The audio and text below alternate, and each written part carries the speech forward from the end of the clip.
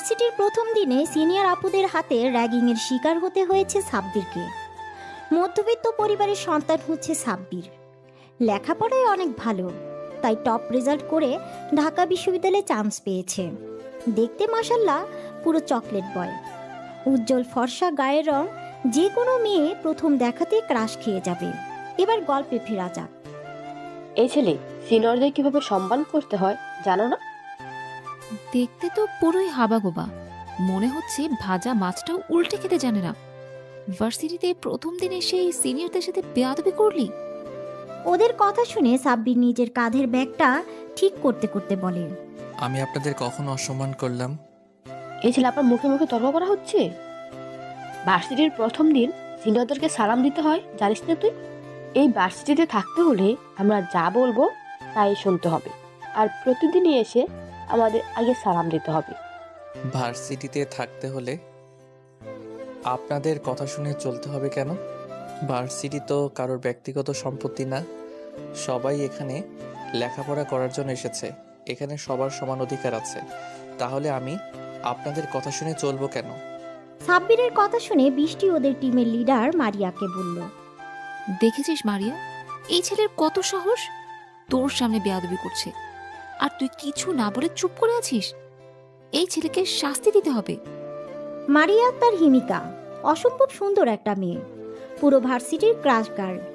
উজ্জ্বল ফর্সা গায়ের রং, বড়লোক বাপের বড় মেয়ে, কিন্তু প্রচণ্ড পরিমাণে বদমেজাজি, তবে মনের দিক থেকে অনেক ভালো। মারিয়া এতক্ষণ বসে বসে বাদাম খাচ্ছিল। বৃষ্টির কথা শুনে হাত জেরে উঠে দাঁড়ায় আর বলে, এই ছেলে, তুই জানিস তুই কার সাথে কথা বলছিস? কার সাথে কথা বলছি সেটা তো জানি না, তবে এইটুকু বুঝতে পারছি কোনো বড়লোক বাবার বিগড়ে যাওয়া মেয়ের সাথে কথা বলছি। সাব্বিরের কথায় মারিয়া বেশ রেগে যায় আর রেগে গিয়ে বলে, তোর এত বড় সাহস, তুই আমাকে অপমান করিস? তুই জানিস আমার বাবা এই ভার্সিটির প্রিন্সিপাল, আমি চাইলেই তোকে ভার্সিটি থেকে বের করে দিতে পারি। দেখেন আপু, আমি নিজের যোগ্যতায় এই ভার্সিটিতে এসেছি, কোনো ক্ষমতার জোরে বা ঘুষ দিয়ে নয়। যোগ্যতা থাকলে যে কোনো ভার্সিটিতেই আমি চান্স পাবো। আপনি যেটা বলছেন ওটা আপনার ক্ষমতার অহংকার।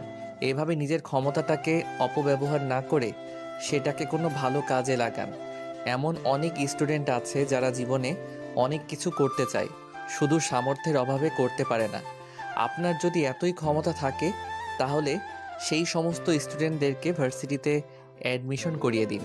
আমাদের মতো কিছু মধ্যবিত্ত ছেলেদের ভবিষ্যৎ এমন করে রাগের বশে নিজেদের খেয়াল খুশির জন্য নষ্ট না করে ওই সমস্ত গরিব পরিবারের ছেলেগুলোকে সাহায্য করুন। সাব্বিরের কথায় মারিয়া মুগ্ধ হয়ে ওর দিকে তাকিয়ে রইল। ছেলেটার কথাগুলো শুনে মারিয়া রাগ কখন যে পানি হয়ে গেছে সেটা নিজেও টের পায়নি। মারিয়া সাব্বিরের কথার মাঝেই এতটাই হারিয়ে গেছে যে ও কোনো কথাই বলছে না। মারিয়া কিছু বলছে না দেখে পাশ থেকে মারিয়ার বান্ধবী ছায়া বলল, এই ছেলে, তোর এই সমস্ত জ্ঞান তোর কাছে এরা, তো সাহস তো কম না? তুই আমাদের মারিয়ার মুখে মুখে কথা বলিস? তোকে তো আমি। কথাটা বলে ছায়া সাব্বিরের দিকে তেড়ে যেতে গেলে মারিয়া ছায়াকে থামিয়ে দিয়ে বলে, আমি কি করব না করব সেটা অবশ্যই তোর কাছ থেকে জানতে হবে না? সরি আপু, আমি যদি কোনো ভুল বলে থাকি তাহলে আমাকে ক্ষমা করে দেবেন। সাব্বিরের কথা শুনে মারিয়ার বান্ধবীগুলো সব হাসতে থাকে। মারিয়া ওদেরকে থামিয়ে দিয়ে বলে, তোর ভুলের জন্য এখন একটাই শাস্তি, তোকে আমাদের এই 5 জনের সমস্ত অ্যাসাইনমেন্ট করে দিতে হবে। কিন্তু আপু, আমি কেন আপনাদের অ্যাসাইনমেন্ট করতে যাব? আমি আপনাদের অ্যাসাইনমেন্ট কিভাবে করব? এটা কিভাবে সম্ভব? এটা তো অন্যায়। আপনারা শুধু শুধু আমার উপরে অত্যাচার করছেন। তুই যদি আমাদের অ্যাসাইনমেন্ট না করে দিস তাহলে তোকে এই ভার্সিটি থেকে রাস্ট্রিকেট করিয়ে দিব। কিভাবে করবি সেটা তোর ব্যাপার। সম্ভব অসম্ভব এই প্রশ্নই আসে না, এটা তোর শাস্তি। আমরা কোনো অত্যাচার করিনি, তুই যে আমাদের সাথে এতক্ষণ বেয়াদবি করলি সেই ভুলের শাস্তি এটা। আর তোর সময়সীমা মাত্র 24 ঘন্টা। 24 ঘন্টার মধ্যে তোকে সমস্ত অ্যাসাইনমেন্ট কমপ্লিট করে ঠিক এই সময়ে কালকে আমাদের দিতে হবে। মারিয়ার কথাগুলো শেষ হলে ওর বান্ধবী বৃষ্টি অ্যাসাইনমেন্টের পেপারগুলো নিয়ে সাব্বিরের হাতে দেয়। তারপর ওরা চলে যায়। সাব্বির কি করবে বুঝে উঠতে পারছে না। মাত্র 24 ঘন্টার মধ্যে 5 জনের অ্যাসাইনমেন্ট ও কিভাবে কমপ্লিট করবে, তাও আবার ওর সিনিয়র ব্যাচের। যেগুলো কখনো না দেখেছে না করেছে। সাব্বির পেপারগুলো নিয়ে সোজা লাইব্রেরিতে চলে যায়। লাইব্রেরিতে গিয়ে ও মারিয়াদের ব্যাচের বইগুলো খুঁজে বের করে, তারপর ওগুলো নিয়ে বাসায় চলে আসে। অন্যদিকে কিরে মারিয়া, তুই শুধু শুধু বেচারাকে আমাদের অ্যাসাইনমেন্ট করতে দিলি কেন? এগুলো তো আমরা আগেই কমপ্লিট করে রেখেছি, তাহলে আবার নতুন করে আমাদের অ্যাসাইনমেন্ট করতে দিলি যে?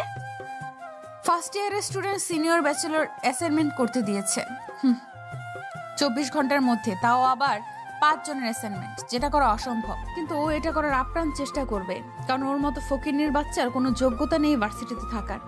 ও যদি অ্যাসাইনমেন্টগুলো না করে আসে, ওকে ভার্সিটি থেকে চলে যেতে হবে। আর এইটাই হবে আমার সাথে লাগতে আসার শাস্তি।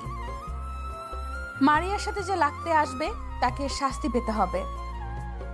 অন্যদিকে সাব্বির ভার্সিটি থেকে ফেরার পর থেকে অ্যাসাইনমেন্ট করতে উঠে পড়ে লেগে যায়।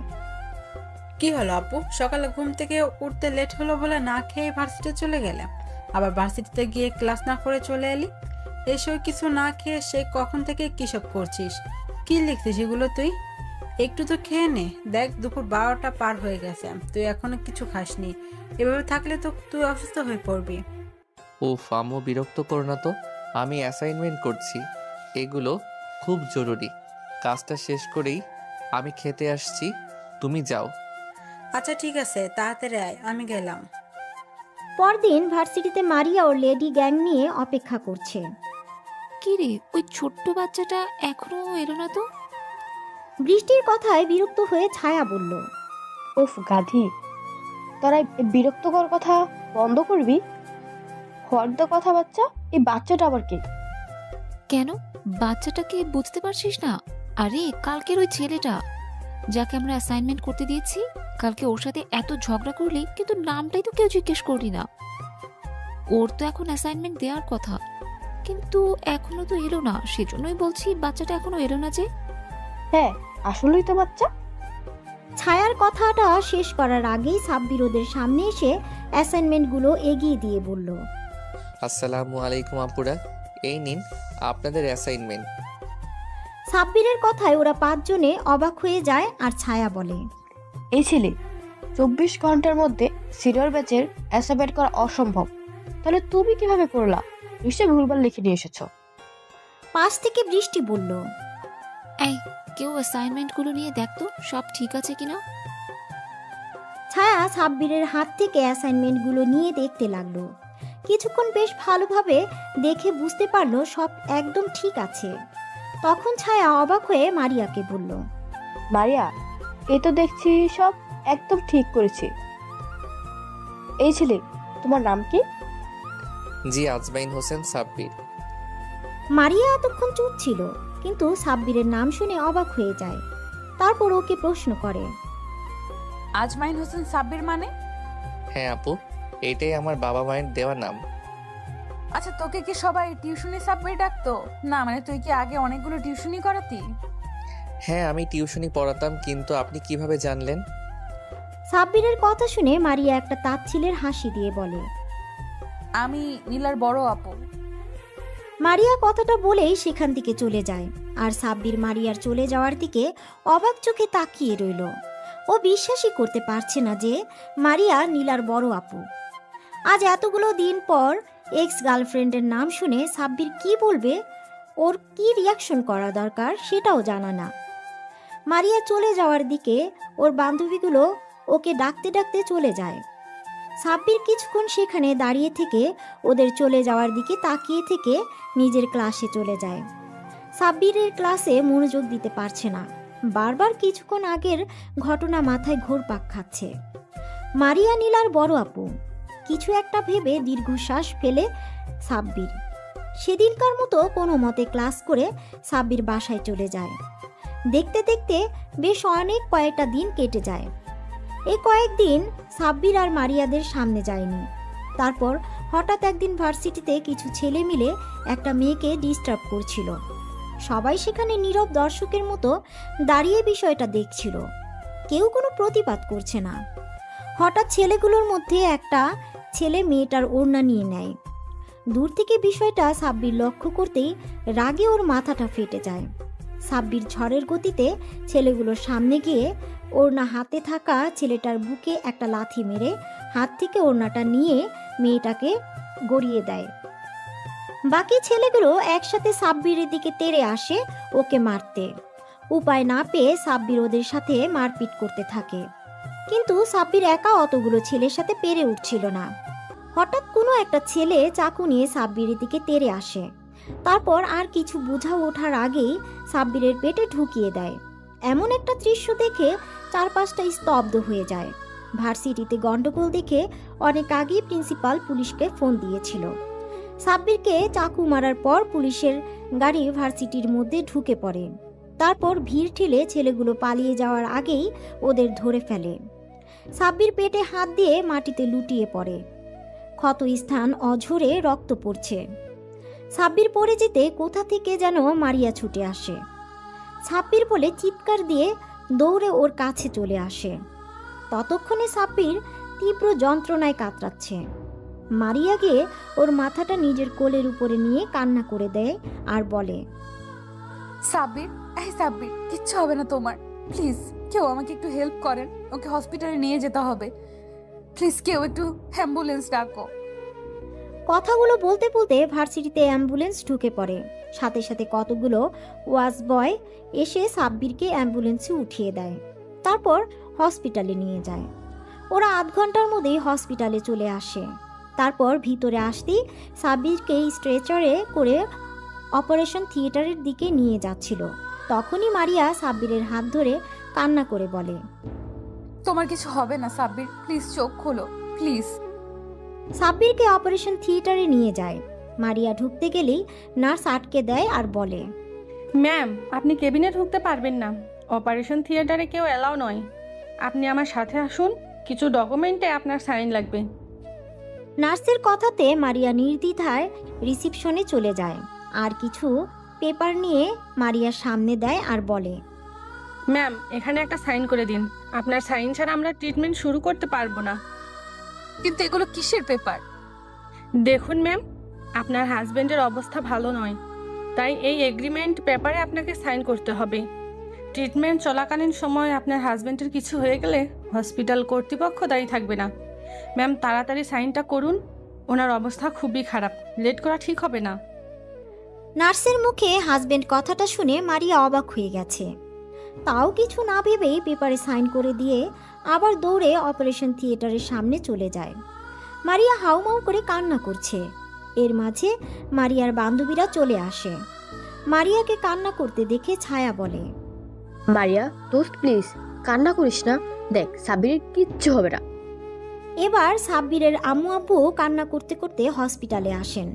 ওদের সামনে এসে সাব্বিরের আম্মু কান্না করে মারিয়ার কাছে প্রশ্ন করে, সাব্বির, আমার সাব্বির, কি হয়েছে? সাব্বিরকে আম্মু, তুমি কান্নাকাটি করো না, আমাদের ছেলের কিচ্ছু হবে না। আমার ছেলে অতটা দুর্বল না যে সামান্য একটু আঘাতে হেরে যাবে। তুমি এইভাবে কান্না করলে অসুস্থ হয়ে পড়বে। পরে তোমার ছেলে যদি দেখে তার জন্য কান্নাকাটি করে তুমি অসুস্থ হয়ে পড়েছ, তাহলে ছেলেটা অনেক কষ্ট পাবে। তুমি কান্নাকাটি বন্ধ করো। সাব্বিরের আব্বুর কথাতে আম্মুর কান্না বন্ধ করার বৃথা চেষ্টা করে। আম্মু এতক্ষণ মারিয়াকে খেয়াল করেনি। ওদেরকে দেখে আব্বু প্রশ্ন করে, আচ্ছা মামুনিরা, তোমরা কি সাব্বিরের ফ্রেন্ড? জি আঙ্কেল, আমরা সাব্বিরের ফ্রেন্ড। আচ্ছা, তোমরা বলতে পারবে আমার ছেলের এই অবস্থা হলো কিভাবে? মন্ত্রীর ছেলে আকাশ ভার্সিটিতে একটা মেয়েকে টিস করছিল, অসভ্যতামি করছিল। কেউ একটু প্রতিবাদও করেনি। সাব্বির ওখানে গিয়ে মেয়েটাকে প্রোটেক্ট করে, ওদের সাথে মারপিট করে। তখন ওদের মধ্যে থেকে একটা ছেলে সাব্বিরের পেটে চাকু ঢুকিয়ে দেয়। কোনো কিছু বোঝার আগে সাব্বির মাটিতে লুটিয়ে পড়ে। কথাটা বলা শেষ হতে সাব্বিরের আম্মু আবারও কান্না শুরু করে দেয়। তখন মারিয়া আম্মুর কাছে গিয়ে সান্ত্বনা দিয়ে বলে, আন্টি, আপনি কান্না করেন না প্লিজ। আপনি কান্না করলে অসুস্থ হয়ে পড়বেন। দেখবেন আপনার ছেলের কিচ্ছু হবে না, ওর কিছু হতেই পারে না। আল্লাহর কাছে দোয়া করুন, আল্লাহ সব ঠিক করে দিবে। এরই মাঝে অপারেশন থিয়েটার থেকে একটা নার্স বেরিয়ে এসে বলে, এখানে পেশেন্টের বাসার লোক কে আছেন? নার্সের কথাতে সবাই নার্স সামনে আসে। আম্মু অস্থির হয়ে নার্সকে জিজ্ঞাসা করে, আমার সাব্বির কিছু হয়নি তো? ও ঠিক আছে? ও ঠিক হয়ে গেছে তো? অসুস্থ হয়ে গেছে তাই না? আমাকে একটা বার আমার কলিজার টুকরার কাছে যেতে দিন প্লিজ। আমি আমার সাব্বিরের কাছে যাব। ম্যাম আপনি শান্ত হন, পেশেন্টের অবস্থা খুবই খারাপ। ইমিডিয়েটলি ও পজিটিভ ব্লাডের প্রয়োজন। আমাদের ব্লাড ব্যাংকে এখন ও পজিটিভ ব্লাড নেই। আপনারা জলদি ব্লাডের ব্যবস্থা করেন প্লিজ। নার্সের কথা শুনে সাব্বিরের আব্বু বলল, আমার রক্ত ও পজিটিভ, কিন্তু আমার সুগার আছে। এসব কথার মাঝে আম্মু অস্থির হয়ে বলে, আমার রক্ত নিন, যত রক্ত লাগে নিন, তবু আমার সাব্বিরকে আমার কাছে ফিরিয়ে দিন। সাব্বিরের আম্মু, তুমি কান্না থামাও। আমাদের ছেলের কিচ্ছু হবে না। তুমি ওকে কি করে রক্ত দেবে? তোমার রক্তের সাথে ওর রক্তের মিল নেই। দেখুন এসব বললে তো হবে না, রক্ত না পেলে পেশেন্টকে বাঁচানো যাবে না। ওদের কথা শেষ হতেই মারিয়া বলে, নার্স, আমার রক্তের গ্রুপ ও পজিটিভ। আমার সব কিছু নর্মাল। যত রক্ত লাগে আমার শরীর থেকে নিয়ে নিন। আপনি তাড়াতাড়ি ভিতরে আসুন। নার্স মারিয়াকে নিয়ে ভিতরে চলে যায়। শরীর থেকে 2 ব্যাগ রক্ত নেওয়া হয়। রক্ত দেওয়ার শেষে মারিয়া দাঁড়ানোর চেষ্টা করলে মাথা ঘুরে পড়ে যেতে নেয়। তখন নার্স ওকে ধরে শুয়ে দিয়ে বলে, আরে আরে আপনি উঠছেন কেন? শুয়ে কিছুক্ষণ রেস্ট নিন। নার্স বেরিয়ে গেলে সাব্বিরের আব্বু আম্মু মারিয়ার কেবিনে ঢুকে। আম্মু মারিয়ার সামনে বসে ওর একটা 2 হাত হাতের মুঠোয় নিয়ে বলে, তুমি আজকে আমার ছেলের জন্য যা করলে এই ঋণ আমি কখনো শোধ করতে পারবো না মা। ছি ছি, আন্টি কি বলছেন এগুলো? এটা আমার কর্তব্য, এইভাবে বলবেন না। তোমার জন্য আজকে আমি আমার ছেলেকে ফিরে পেয়েছি। তোমার এই ঋণ আমি কিভাবে যে শোধ করব? এই মা, আন্টি কি বলছেন এগুলো? আমার কিচ্ছুর প্রয়োজন নেই। সাব্বির এখন সুস্থ আছে, তাতেই আমি খুশি। তুমি অনেক লক্ষ্যে একটা মেয়ে। তোমার কখনো যদি মনে হয় এই মায়ের থেকে কোনো কিছুর প্রয়োজন, তাহলে তুমি আমাকে অবশ্যই বলবে। আচ্ছা আন্টি। ওদের কথা শেষ হতে সাব্বিরের আব্বু মারিয়ার মাথার উপর হাত রেখে বলে, দোয়া করি মা, তুমি অনেক সুখী হও। আব্বুর কথায় মারিয়া মুচকি একটা হাসি দেয়। ওরা আরও কিছুক্ষণ কথা বলে। এর মাঝে নার্স এসে বলে সাব্বিরের জ্ঞান ফিরেছে। কথাটা শোনার সাথে সাথে মারিয়া ছুটে কেবিন থেকে বেরিয়ে সাব্বিরের কেবিনে চলে যায়। মারিয়ার এভাবে ছুটে যাওয়া দেখে সাব্বিরের আব্বু আম্মু অবাক হয়ে তাকিয়ে থাকে, কিন্তু বিষয়টা নিয়ে খুব একটা ভাবে না। তারপর ওরা সবাই সাব্বিরের কেবিনে গিয়ে দেখে ও মিটমিট করে তাকাচ্ছে। মারিয়া গিয়ে সাব্বিরের পাশে বসে। ওর একটা হাত হাতের মধ্যে নিয়ে বলে, তোমার এখন কেমন লাগছে? সাব্বির চোখ খুলে মারিয়াকে পাশে দেখে অবাক হয়ে যায়। পরক্ষণে আবার চারপাশে তাকিয়ে দেখে মারিয়ার বান্ধবী সহ ওর আব্বু আম্মু সেখানে দাঁড়িয়ে আছে। সাব্বিরের আব্বু আম্মুর দিকে তাকাতেই ওরা কাছে এসে দাঁড়ায়। আম্মু সাব্বিরের অন্য হাত ধরে কান্না করে দেয় আর বলে, তাকে কতবার বলেছি এসব মারপিট আর ঝামেলার মধ্যে জড়াবি না। তুই কখনো আমার কথা শুনবি না, সব সময় মারপিটের ভেতরে থাকবি। আজকে যদি তোর কিছু হয়ে যেত তাহলে আমাদের কি হতো? আমরা কি নিয়ে বাঁচতাম? তুই ছাড়া আমাদের আর কি আছে বল? আজকে যদি এই মেয়েটা না থাকতো, তোকে আমি কখনোই ফিরে পেতাম না। সাব্বিরের আম্মুর কথা শুনে মারিয়ার দিকে তাকায় আর প্রশ্ন করে, আম্মু কি বলছো তুমি এগুলো? আমি তো কিছুই বুঝতে পারছি না। উনি আমাকে বাঁচিয়েছে মানে? মেয়েটাই তোকে হাসপাতালে এনেছে, আমার 2 ভাগ রক্ত দিয়ে আজকে তোকে বাঁচিয়েছে। ওই তো তোকে হাসপাতালে নিয়ে এসেছে। আজকে যদি ও না থাকতো তাহলে কি যে হতো ভাবাই যাচ্ছে না। এটা ভাবতে আমার অন্তরাত্মা কেঁপে উঠছে। এরপর থেকে তুই কখনো যদি মারপিটে করিস তাহলে আমাকে আর কখনো আম্মু বলে ডাকবি না। তুই আজকে আমাকে কথা দে, তুই আর কখনো মারপিটের ভিতরে যাবি না। ওর আম্মুর কথা শুনে মারিয়ার দিকে তাকায় আর ওর আম্মুকে উত্তর দেয়, আম্মু, আমি কথা দিলাম আর কখনো মারামারি ভিতরে যাব না। ওদের কথা শেষ হতে মারিয়া সাব্বিরের আম্মুকে বলে, আন্টি আপনি সাব্বিরের কাছে থাকেন, আমি বাসায় গেলাম। বাসায় ফিরতে লেট হলে আব্বু অনেক টেনশন করবে। আচ্ছা মা, তুমি যাও। আর হ্যাঁ, কখনো যদি কিছু সাহায্যের প্রয়োজন হয় তাহলে অবশ্যই আমাকে বলবে। আম্মুর কথার পরিবর্তে মারিয়া মুচকি একটা হাসি দেয়। তারপর চলে যাওয়ার সময় মারিয়ার বান্ধবীগুলো সবাই সাব্বিরের সাথে কথা বলে যায়। সবাই চলে যেতেই সাব্বির কিছু একটা ভেবে মুচকি একটা হাসি দেয়। আব্বু আম্মু ওকে এমন করে হাসতে দেখে ভ্রু কুঁচকে জিজ্ঞাসা করে, কি হলো আব্বু, তুই হাসছিস কেন? না না, কিছু না তো, এমনি। আচ্ছা আব্বু, একটা কথা জিজ্ঞেস করব? আম্মু, তুমি আমাকে কিছু জিজ্ঞেস করবে, তার জন্য পারমিশন নিতে হবে? তুমি নিশ্চিন্তে আমাকে বলো কি বলতে চাও। আব্বু, তুই কি মেয়েটাকে ভালোবাসিস? আম্মুর মুখে এরকম কথা শুনে সাব্বির অবাক হয়ে আম্মুর দিকে তাকিয়ে বলে, আম্মু, কী সব বলছো? তোমার মাথা ঠিক আছে? ওই মেয়েটা আমাদের ভার্সিটির সিনিয়র, আমার থেকে 2 বছরের সিনিয়র। আমার ওর সাথে তেমনভাবে কোনো পরিচয়ই নেই, তাহলে সম্পর্ক হবে কিভাবে? কিন্তু মেয়েটা যে বললো ও তোর ফ্রেন্ড, তাছাড়া মেয়েটাকে দেখে মনে হলো তোকে প্রচন্ড পরিমাণে ভালোবাসে। আম্মু, তুমি ভুল ভাবছো। দেখ আব্বু, আমি তোর আম্মু, আমাকে ঠিক ভুল চেনাতে আসিস না। আমি মেয়েটার চোখে তোর জন্য এক বুক পরিমাণ কষ্ট আর ভালোবাসা দেখেছি, আর তুই কেমন ওদিকে মায়া ভরা দৃষ্টিতে তাকিয়েছিলি। জানিস তো, মায়ের চোখের সন্ধান কখনোই ফাঁকি দিতে পারে না। তুমি ঠিক বলছো, এই বিষয়টা আমিও লক্ষ্য করেছি, শুধু বলতে পারছিলাম না। আব্বু আম্মু, তোমরা কি একটু থামবে? আমাকে তোমরা কিছু বলার সুযোগই দিচ্ছ না। তোমরা যে মেয়েটাকে নিয়ে এত আকাশ পাতাল চিন্তা করছো, জানো মেয়েটাকে? এর কথায় আব্বু আম্মু নীরব হয়ে ওর দিকে তাকিয়ে বলে, ওই মেয়েটার কেউ নয়, ও হচ্ছে নীলা আর বড় বোন। সাব্বিরের মুখে নীলা নামটা শুনে আব্বু আম্মু অবাক হয়ে গেল। নীলার বড় আপু যে এই মেয়েটা মানে মারিয়া, সেটা শুনে আরও অবাক হয়ে গেল। আব্বু আম্মু অনেকক্ষণ চুপ করে সাব্বিরের মুখের দিকে তাকিয়ে রইল। তারপর নীরবতা ভেঙে আম্মু বলল, নীলা মানে সে পিচ্চি মেয়েটা যাকে তুই টিউশনে পড়াতে যেতি? এই মেয়েটা নীলার বড় বোন, কিন্তু এর সাথে তো নীলা কোনো মিল নেই। সাব্বির ওর আম্মুর কথায় বিরক্ত প্রকাশ করে বলে, আম্মু, তোমার কি মাথা খারাপ হয়ে গেছে? ওরা কি যমজ নাকি একই রকম দেখতে হবে? উফ, তুই একটা মাথা মোটা। আমি কি চেহারা মিলা কথা বলেছি নাকি?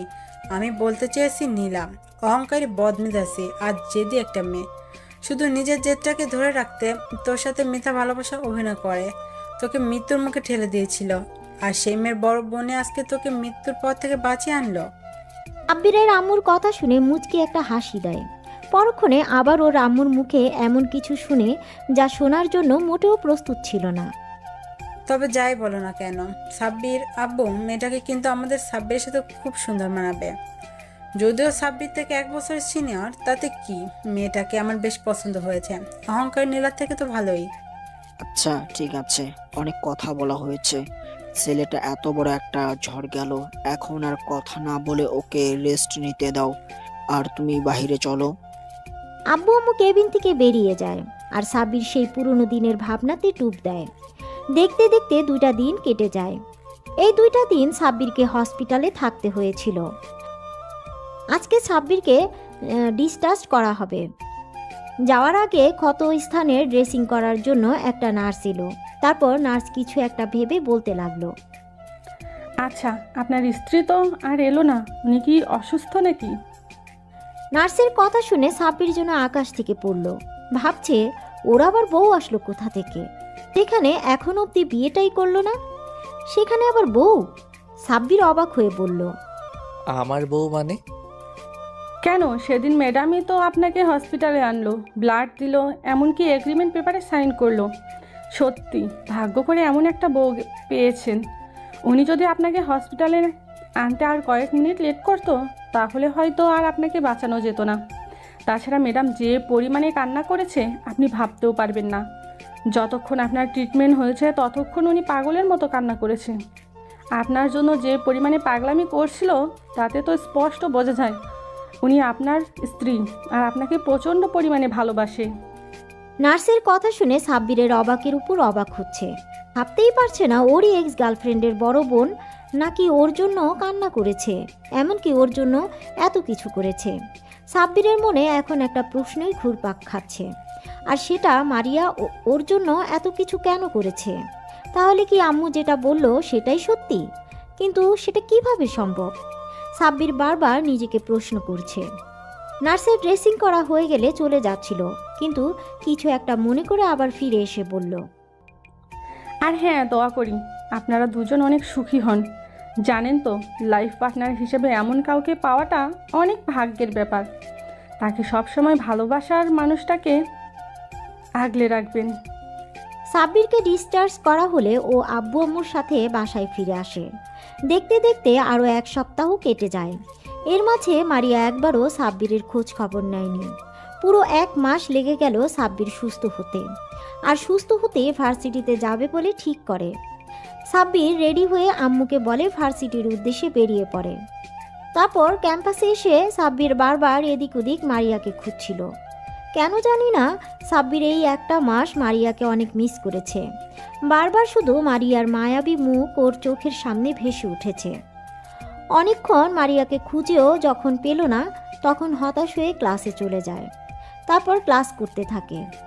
কি রে মারিয়া, আজ এতদিন পর সাব্বির ভার্সিটিতে আসলো আর তুই একটা বার ছেলেটার সাথে দেখা করলি না?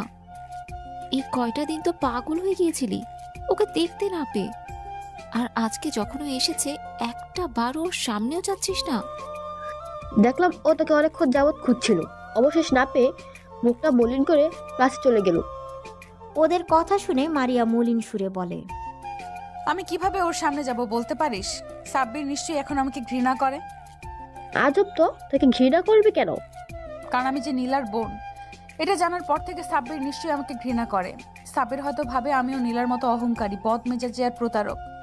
আর তার প্রমাণ তো আমি নিজেই দিয়ে দিয়েছি। ছেলেটা ভার্সিটির প্রথম দিন আসতেই ওর সাথে কি করলাম, তখন ও কি বলেছিল তোদের হয়তো মনে নেই, আমি নাকি বড়লোক বাবের বিগড়ে যাওয়া সন্তান। আর আমিও তো নীলার মতোই ওর দারিদ্রতার সুযোগ নিয়েছিলাম।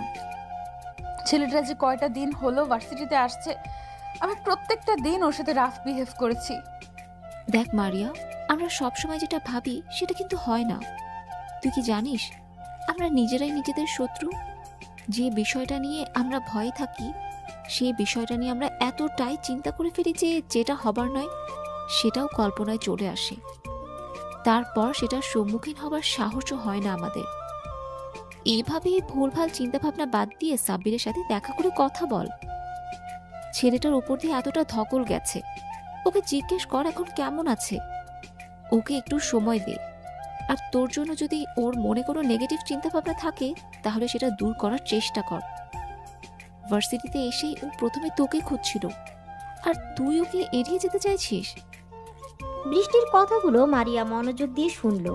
তারপর নিজের মনকে প্রশ্ন করল, বৃষ্টি ঠিকই বলছে, আমার একবার সাব্বিরের সামনে গিয়ে ওর সাথে কথা বলা দরকার। অন্যদিকে সাব্বিরের ক্লাসগুলো শেষ হলে ও ক্যান্টিনের দিকে যাচ্ছিল। তখনই বৃষ্টি আর ছায়া এসে ওর সামনে দাঁড়ায় আর বলে, এই শোন মারিয়া, তোকে ভার্সিটির পেছন দিকে লেকের পাড়ে যেতে বলেছে।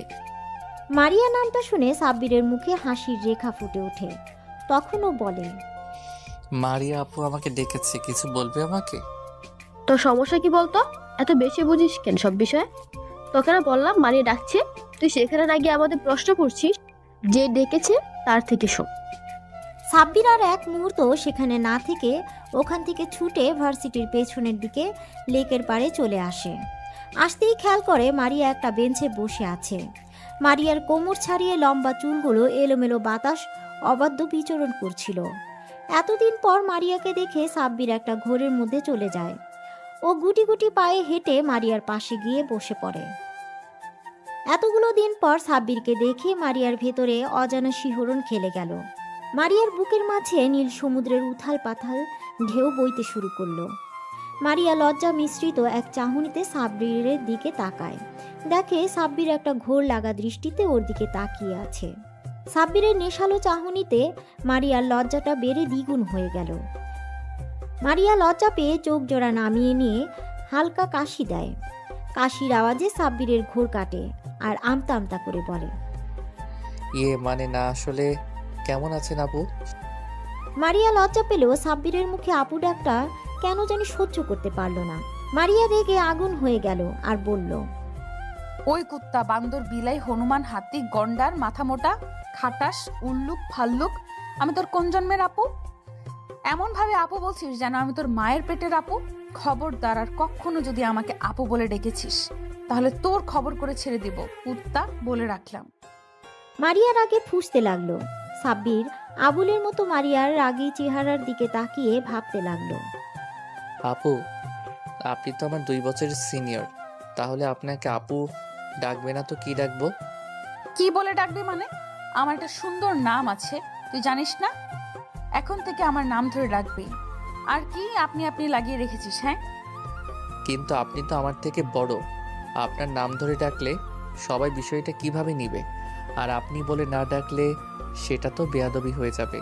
আপনি না বলেছিলেন আপনাদেরকে সম্মান দিয়ে কথা বলতে, আমি তো এখন সেটাই করছি। তাহলে এত অভিযোগ কেন? একবার বলেছি শুনতে পাসনি? আমি বলেছি মানে তুই আমার নাম ধরেই আর তুমি করেই ডাকবি। মারিয়া বলেই কিছুক্ষণ চুপ করে থেকে তারপর নিজেকে বেশ স্বাভাবিক করে শান্ত গলায় বলল। এখন কেমন আছো তুমি? মারিয়ার মুখে তুমি ডাকটা শুনে সাব্বিরের ভেতরে মৃদু বাতাস বয়ে গেল। তারপর ও বলল, আলহামদুলিল্লাহ ভালো আছি, আপনি কেমন আছেন? সাব্বিরের মুখে আবার আপনি ডাক শুনে মারিয়া রাগী চোখে তাকিয়ে সাব্বির আমতা আমতা করে বলল, আপনাকে তুমি ডাকতে সময় তো লাগবেই। আমি সবাইকে আপনি করে ডাকতে অভ্যস্ত, তাই তুমি ডাকটা সহজে আসে না। সাব্বিরের ভয়ার্ত চেহারা দেখে মারিয়া একটু মুচকি হাসে। তখনও জিজ্ঞাসা করে, আচ্ছা, তোমাকে একটা কথা বলবো, যদি কিছু মনে না করো। কি কথা বলো?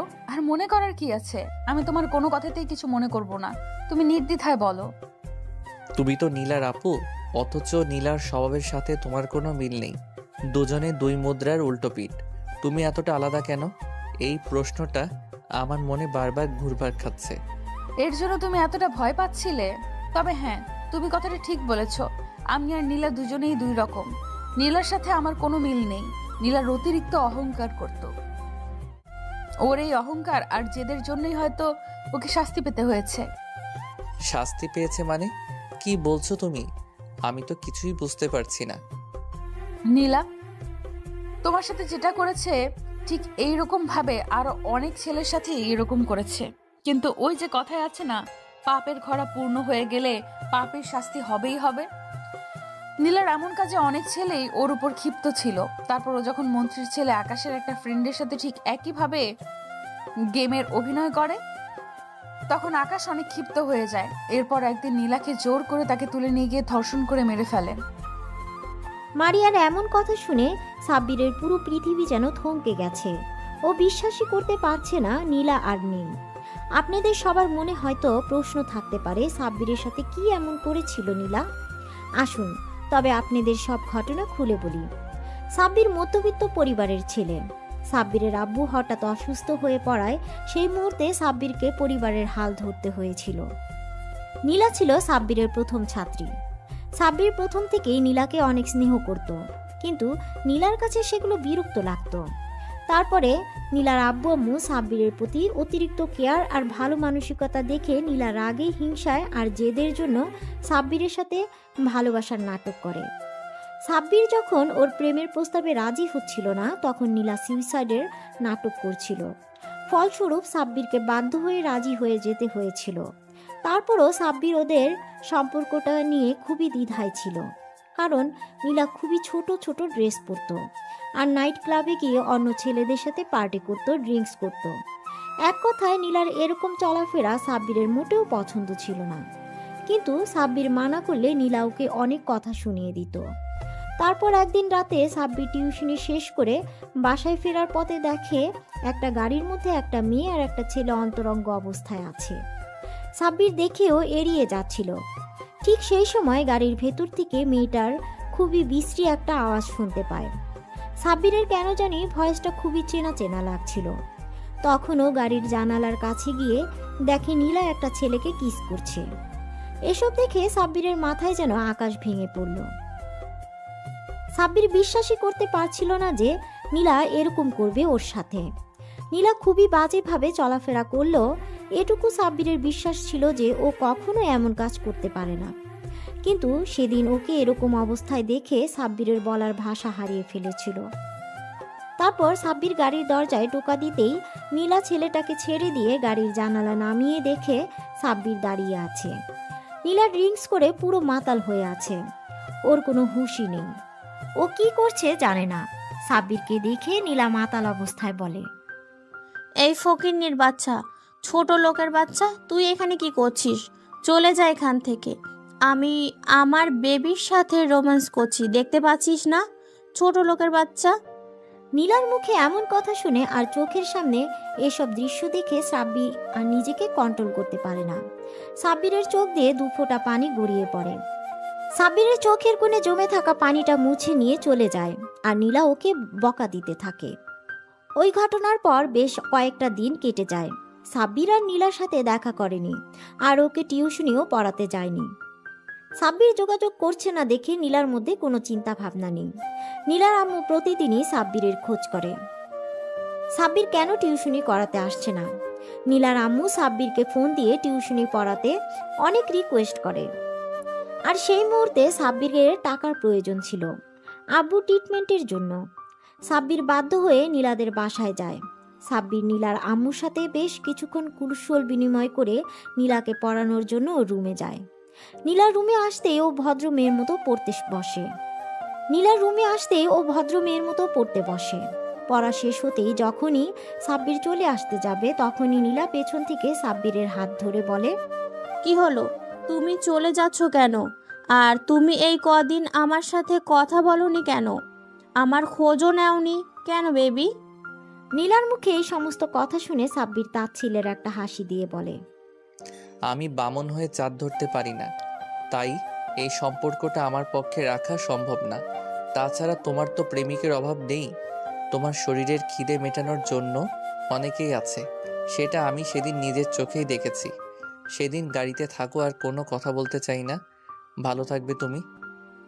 সাব্বিরের এরকম কথা শুনে নীলা বুঝতে পারে ওর সবটা সাব্বির জেনে গেছে। তারপরও নীলার রাগ হচ্ছে, ওর মতো 2 টাকার একটা ফকিন্নির বাচ্চা ওকে তেজ দেখিয়ে কথা বলছে, ওকে রিকোয়েস্ট করছে।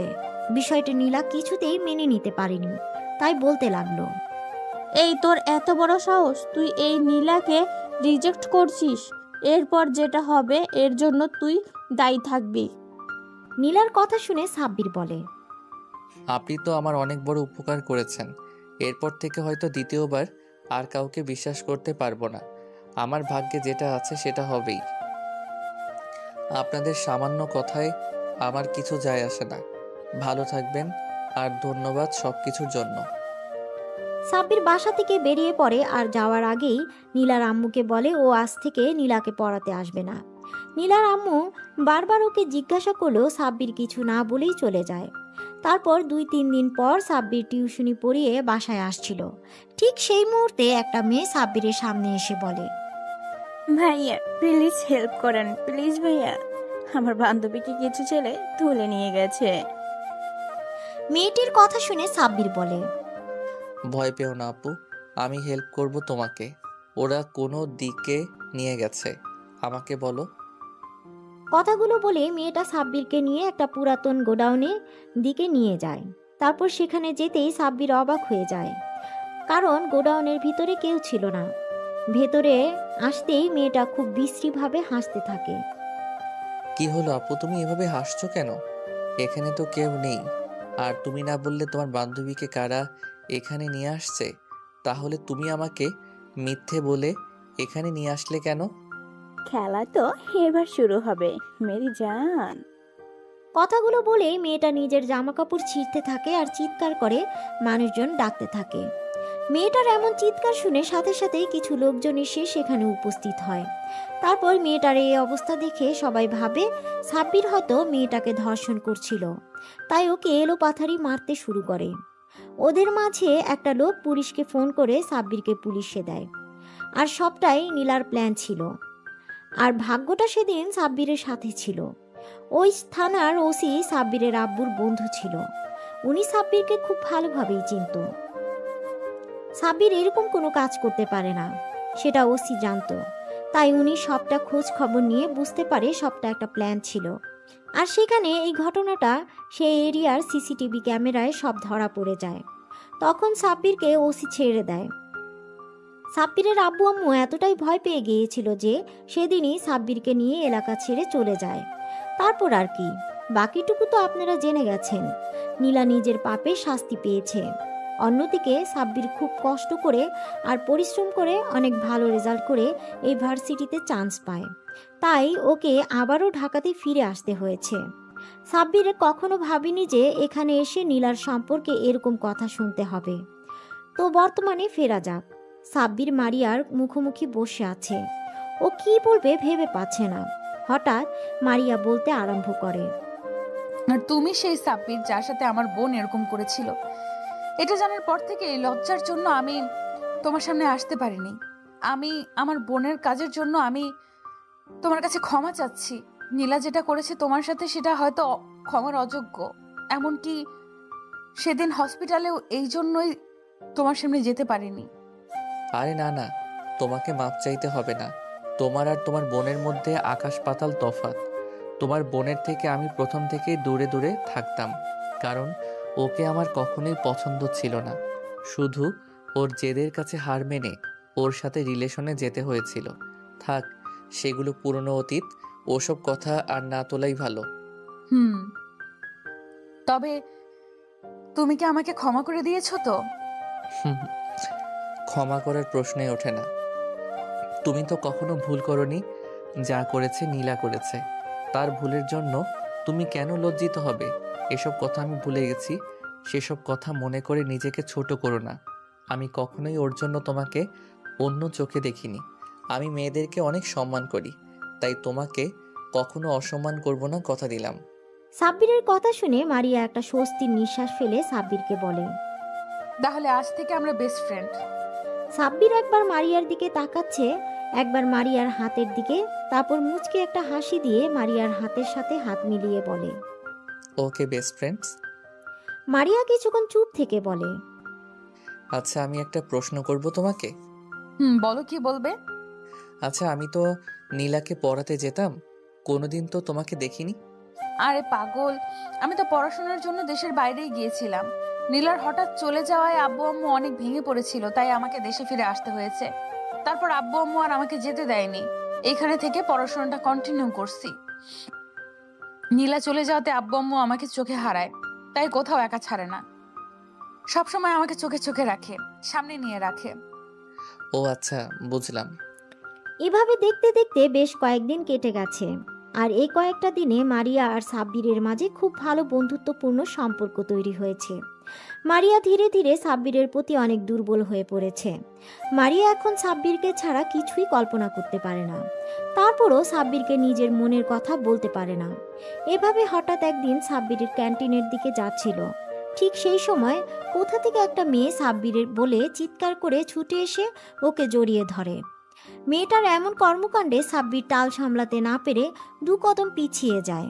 তারপর নিজেকে সামলে নিয়ে জড়িয়ে ধরা মেয়েটিকে দেখার চেষ্টা করে, কিন্তু মেয়েটার মুখ দেখতে পাচ্ছে না, কারণ মেয়েটা ওর বুকে মুখটা গুজে রেখেছিল। সাব্বির মেয়েটাকে জোরে করে সরিয়ে নিয়ে দেখে এটা আর কেউ না, ওর কাজিন তিন্নি। তিন্নিকে দেখে সাব্বির ভুরু কুচকে তাকায়। তিন্নি মুচকে একটা হাসি দিয়ে বলে, কেমন আছো সাব্বির ভাইয়া? কিরে, তুই এখানে কি করে এলি? তুই না দেশের বাইরে ছিলি, তাহলে দেশে ফিরলি কবে? ভাইয়া, আমি আজকে দেশে ফিরেছি, আর এসে তোমার সাথে দেখা করতে চলে এসেছি। তুমি খুশি হওনি আমাকে দেখে? খুশি হয়েছি, আর অবাকও হয়ে গেছি। হঠাৎ তোকে দেখে ঘাবড়ে গিয়েছিলাম। কিন্তু তোমাকে দেখতে তো মনে হচ্ছে না তুমি খুশি হয়েছো। মনে হয়েছে আমার উপরে বিরক্ত হচ্ছ। পাগলি, আমি এতদিন পর আমার পিচ্চি বোনটাকে দেখতে পেলাম, আর আমি খুশি না হয়ে থাকতে পারি? আচ্ছা, এখন আর মুখ ভার করে থাকিস না, চল তোকে আমার ভার্সিটিটা ঘুরিয়ে দেখাই। সাব্বির তিন্নিকে নিয়ে ভার্সিটির অন্য দিকটায় চলে যায়। ওরা যেতে মারিয়া আর ওর বান্ধবীগুলো আড়াল থেকে বেরিয়ে আসে। মারিয়ার বান্ধবীগুলো এতক্ষণ মারিয়াকে আটকে রেখেছিল, কারণ তিন্নি সাব্বিরকে জড়িয়ে ধরতে দেখে ও বেজায় রেগে গিয়েছিল। মারিয়া পারে তো এসে তিন্নিকে খুন করে। মারিয়া রাগে ফুঁসছে, কারণ সাব্বির অন্য একটা মেয়ের সাথে সময় দিচ্ছে।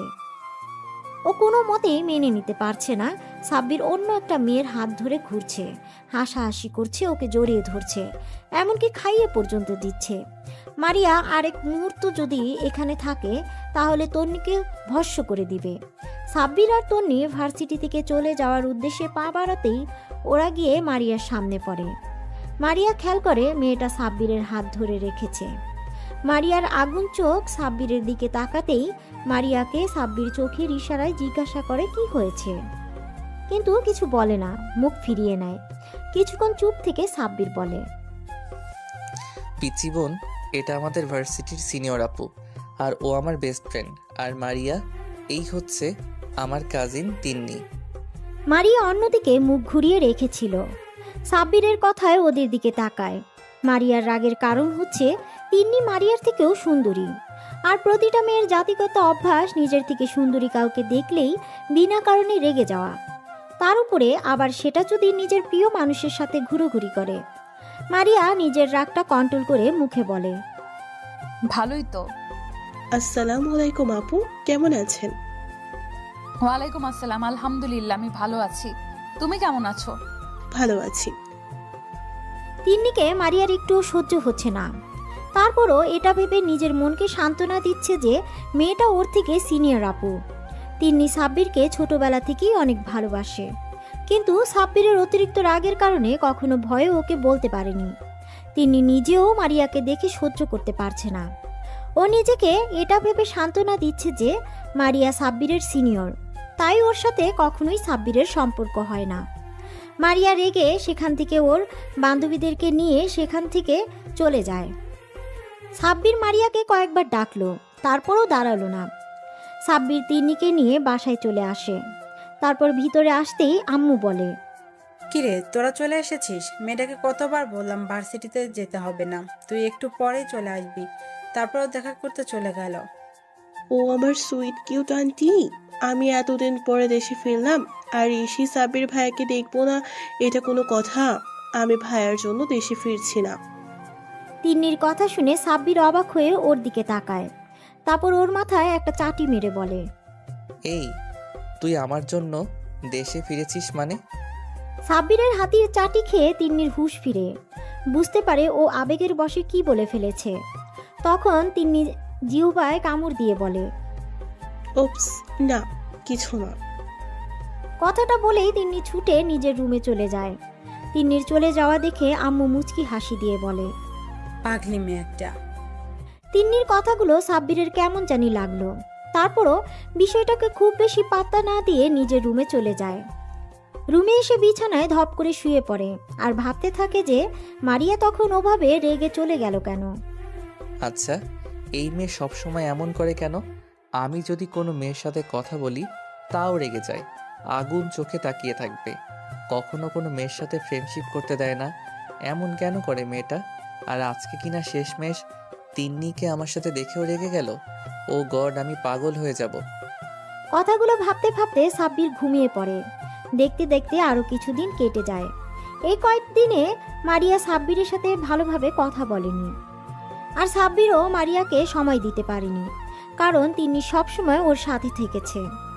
তিন্নির কারণে সাব্বির মারিয়াকে একটা কলও দিতে পারেনি। কয়েকটা দিন পর ঘটনা, সাব্বির সেদিন ক্লাস করছিল, তখন প্রিন্সিপাল স্যার এসে বলে, অ্যাটেনশন প্লিজ, সবার উদ্দেশ্যে বলা হচ্ছে, আগামী পরশুদিন আমাদের ভার্সিটি থেকে দুটো ব্যাচকে ট্যুরে নিয়ে যাওয়া হবে। তোমাদের ব্যাচ আর তোমাদের সিনিয়র একটা ব্যাচকে সিলেক্ট করা হয়েছে। সময় হাতে কম, তাই ডিটেলস জানতে হলে অ্যাকাউন্টস থেকে জেনে নেবে। দুদিনের ট্যুর হবে আর তোমাদের সবাই ফ্যামিলি থেকে যে কোনো একজন মেম্বারকে সাথে করে নিয়ে যেতে হবে। যারা যেতে চাও তারা ফর্মালিটিসগুলো পূরণ করে নেবে। কথাগুলো বলে প্রিন্সিপাল চলে গেলে আর সাব্বির বেশ খুশি হয়ে যায়। ক্লাস শেষ করে সাব্বির বাইরে আসতেই মারিয়া ওর সামনে আসে আর জিজ্ঞাসা করে, সাব্বির, তুমি কি ট্যুরে যাচ্ছ? হ্যাঁ যাব তো, কেন তুমি যাবে না? হ্যাঁ, আমিও যাব। মারিয়া বেশ কিছুক্ষণ চুপ থেকে ওর না আঙুলে পেঁচাতে পেঁচাতে আমতা আমতা করে বলল, আসলে মানে না, ওই হয়েছে কি, এমন সাপের মতো মোচড়ামোচড়ি করছো কেন? কি বলবে বলো? আমি কি কখনো তোমাকে কোনো বিষয়ে বকা দিয়েছি যার জন্য এমন ভয় পাচ্ছ বলতে? না মানে তোমার পাশের সিটটা আমার জন্য রাখবে, অন্য কাউকে বসতে দিবে না। মারিয়া কথাটা বলেই লজ্জা পেয়ে মাথা নিচু করে নেয়। এই সামান্য বিষয় নিয়ে তুমি এমন আমতা আমতা করছো, এতে এত সংকোচ করার কি আছে? তুমি আমার ফ্রেন্ড, তুমি আমার পাশে বসতেই পারো। সাব্বিরের কথা শুনে মারিয়া বেশ খুশি হয়ে যায় আর খুশির ঠেলায় হুট করে সাব্বিরকে জড়িয়ে ধরে গালে কিস করে দেয়। মারিয়ার কর্মকাণ্ডে সাব্বিরের চোখ বড় বড় করে মারিয়ার দিকে তাকায়, আর তাতেই মারিয়া লজ্জা পেয়ে যায়। বুঝতে পারে কি করেছে। অতিরিক্ত খুশিতে এমন একটা কাজ করে ফেলেছে, কিন্তু এখন সাব্বিরকে কিভাবে বোঝাবে? মারিয়া লজ্জা পেয়ে দৌড়ে সেখান থেকে পালিয়ে যায়, আর সাব্বির ওদিক এদিক তাকিয়ে মাথা চুলকাতে চুলকাতে মুচকে একটা হাসি দিয়ে চলে যায়। দুদিন পর সাব্বির ট্যুরে যাওয়ার জন্য বাসে উঠে সিটে বসে আসে। সাব্বির আজকে মন খারাপ।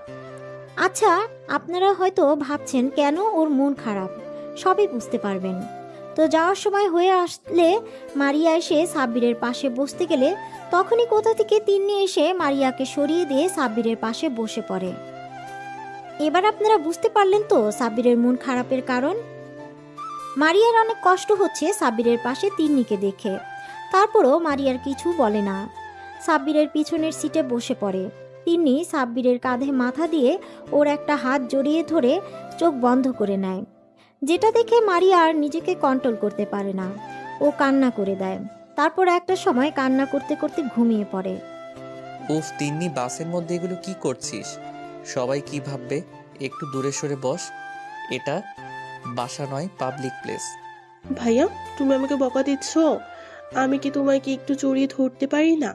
আমার তো বাসে ভয় লাগে, ওই জন্য তো তোমার কাঁধে মাথা রেখেছি, আর তুমি আমাকে বকা দিচ্ছ। দেখ তিন্নি, তোর বাসে ভয় লাগে এজন্য আমি তোকে আমার সাথে আসতে বারণ করেছিলাম, কিন্তু তুই কি করলি? আম্মুকে দিয়ে শেষমেশ আমাকে রাজি করালি। তাহলে এখন এসব বলছিস কেন? আমাকে ছাড় আর দূরে সরে বস। কথাগুলো বলে সাব্বির তিন্নির থেকে নিজেকে ছাড়িয়ে নেয়। বেশ কয়েক ঘন্টা পর ওরা নির্দিষ্ট গন্তব্যস্থলে পৌঁছায় যায়। বাস থামতেই বা সবাই এক এক করে বাস থেকে নেমে যায়, কিন্তু সাব্বির খেয়াল করে মারিয়া নামছে না। সাব্বির আবারও বাসে উঠে গেলে তিন্নি ওর হাত ধরে আটকে দিতে বলে। কোথায় যাচ্ছ ভাইয়া? আমি তো এখানে। তিন্নি, হাতটা ছাড়, আমি মারিয়াকে খুঁজতে যাচ্ছি। ও এখনো বাসা থেকে নামেনি। আমার হাতটা ছাড়, আমি ওকে নিয়ে আসি। কেন? তোমার ওকে আনতে যেতে হবে কেন? ও কি একা একা আসতে পারে না নাকি? উনি কি আনন্দ? কোনো বাচ্চা আসতে পারবে না? ও বাসা থেকে নামলো কি নামলো না তাতে তোমার কি? সবসময় তোমাকে কেন যেতে হবে? তোমাকে আমি কোথাও যেতে দিব না। তিন্নির কথা শুনে সাব্বির বেশ রেগে যায় আর বলে, লিমিট ক্রস করিস না। তিন্নি, হাতটা ছাড়। মারিয়া আমার বেস্ট ফ্রেন্ড, ওর সম্বন্ধে তুমি এরকম করে আর একটা ওয়ার্ড বললে আমার থেকে খারাপ আর কেউ হবে না। তুই আমার বোন আর ও আমার বেস্ট ফ্রেন্ড, তাই তুই তোর লিমিটের মধ্যে থাক। সাব্বির তিন্নির হাত থেকে নিজের হাতটা ছাড়িয়ে নিয়ে বাসের ভিতরে যায়। গিয়ে দেখে মারিয়া জানালার ধারে মাথা ঠেকিয়ে ঘুমিয়ে পড়েছে। সাব্বির গিয়ে মারিয়ার পাশে বসে।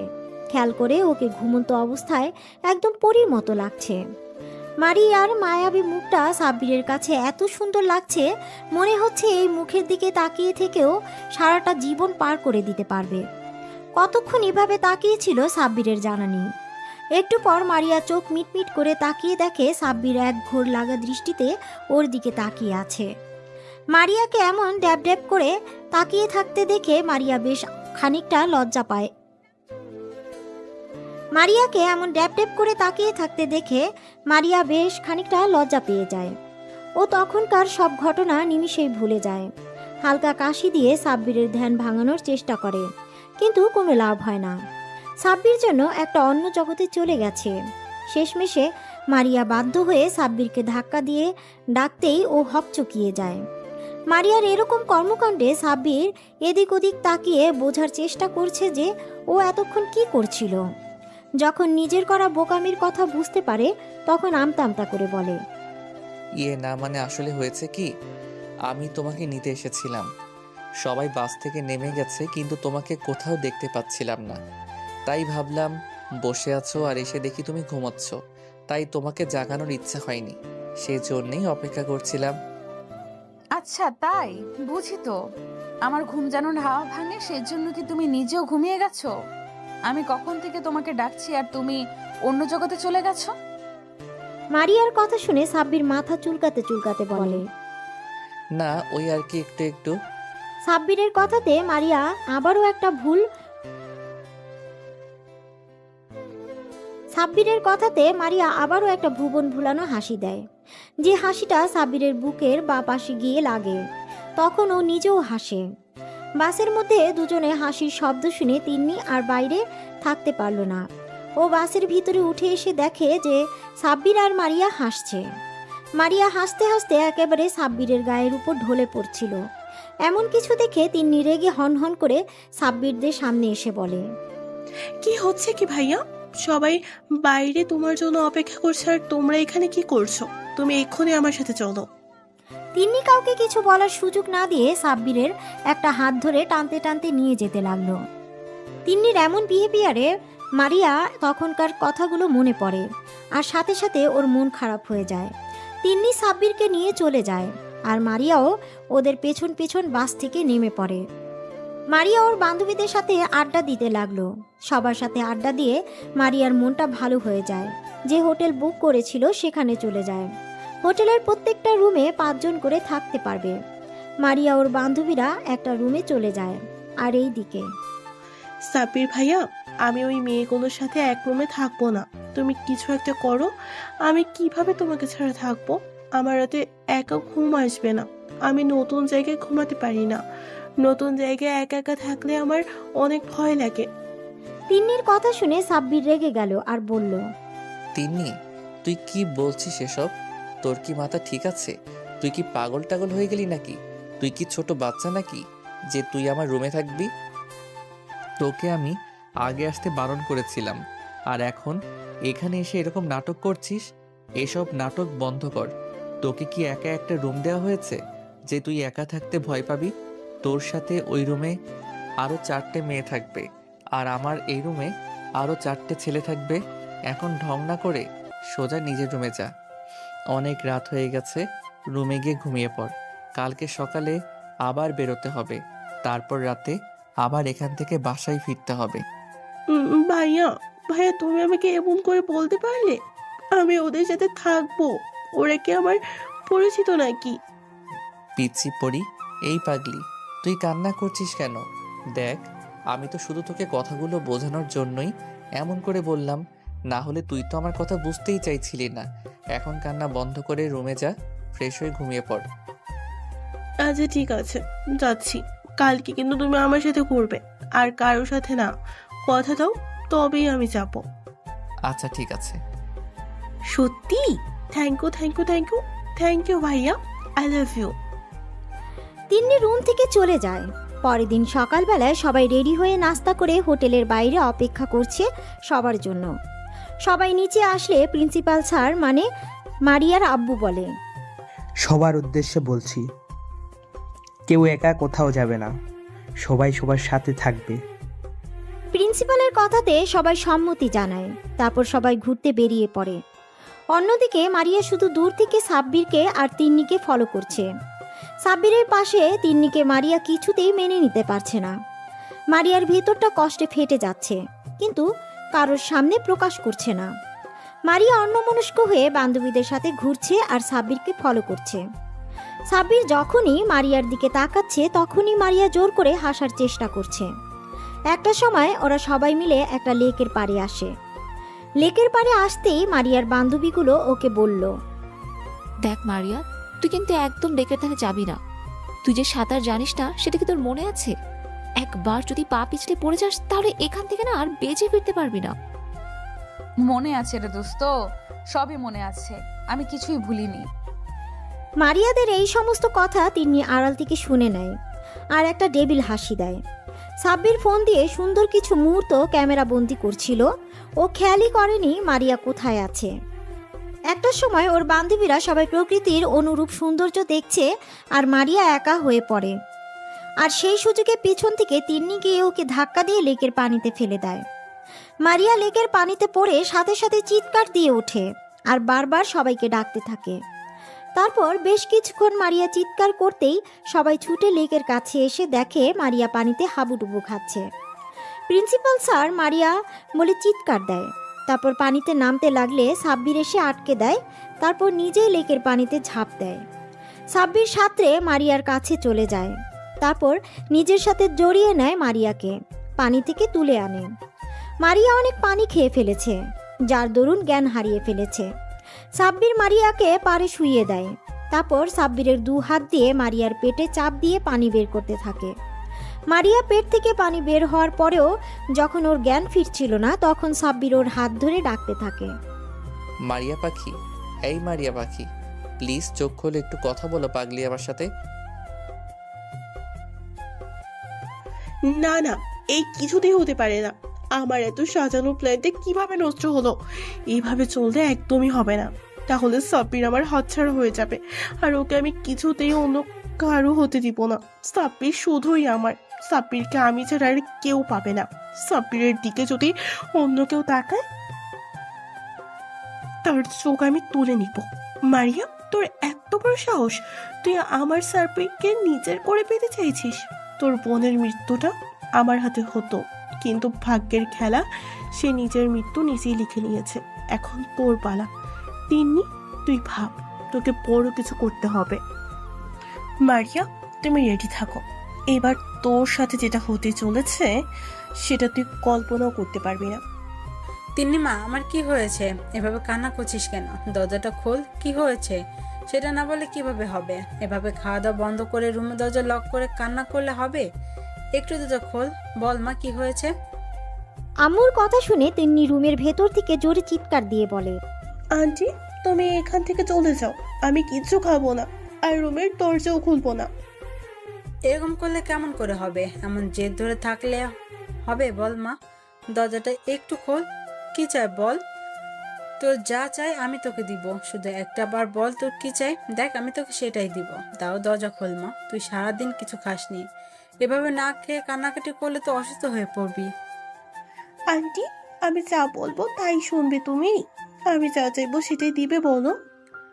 বললাম দিব, তুই একবার দরজাটা খোল মা। তুই যা বলবি সেটাই হবে। এভাবে বললে হবে না। তুমি কথা দাও আমি যা চাইবো তাই দিবে, তাহলে আমি দরজা খুলবো, না হলে আমি দরজা খুলবো না। আচ্ছা ঠিক আছে, আমি কথা দিলাম, তুই যা বলবি সেটাই হবে। এখন দরজাটা খোল। আম্মুর কথাতে তিন্নি ছুটে এসে দরজা খুলে দেয়। তারপর আম্মুর হাতটা ধরে এনে বেডে বসিয়ে দেয়। তিন্নির আম্মুর পায়ের কাছে বসে পড়ে। তিন্নির আম্মুর একটা হাত মাথার উপরে রেখে বলে, তাহলে আমার মাথায় হাত রেখে বলো, আমি এই মুহূর্তে তোমার কাছে যেতে চাইবো, তুমি সেটাই দিবে।